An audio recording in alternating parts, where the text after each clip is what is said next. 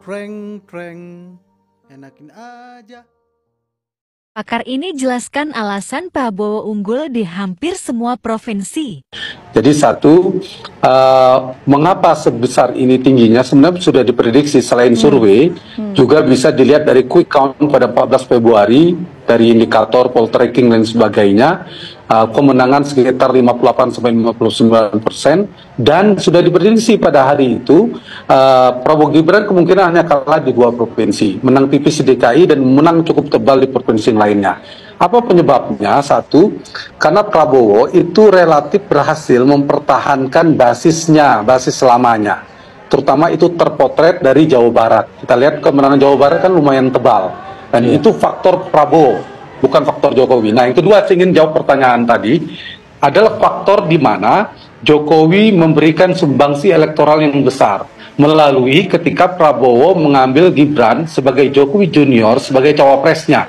Maka basis-basis Jokowi itu bergeser, menyebabkan suara yang tadinya ke Ganjar Pranowo menjadi gembos.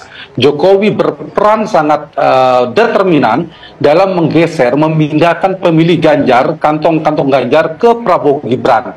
Praksis sejak Gibran menjadi wakilnya Prabowo pada Oktober 2023. Itu faktor kedua. Itu tergambarkan dari Jawa Tengah atau basisnya Ganjar, kadang Banteng dan sebagainya.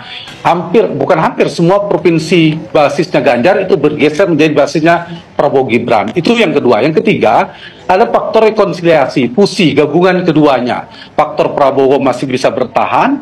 Faktor yang kedua adalah Jokowi. Faktor Jokowi melalui Gibran tadi itu tergambar dari Provinsi Jawa Timur sebagai gambaran 3 provinsi besar. Nah, perolehan suara dari Prabowo Gibran ini kan disumbang oleh separuhnya hampir 59% itu perolehan di Jawa Tengah, Jawa Timur dan Jawa Barat.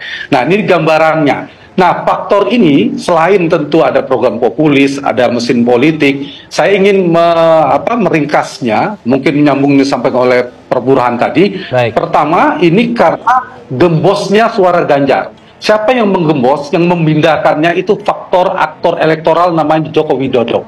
Itu yang menyebabkan Ganjar semakin kempes. Yang kedua, faktor Jokowi berarti. Yang kedua adalah faktor di mana Anies sulit tumbuh. Itu juga ditahan oleh rating Jokowi yang relatif stabil. Faktor ini yang menyebab Anies tidak bisa tumbuh, Ganjar gembos, dan yang ketiga, saya ingin merangkum 1 dan 2, faktor cawapres yang membuat Prabowo Gibran menjadi tinggi, yaitu Gibran.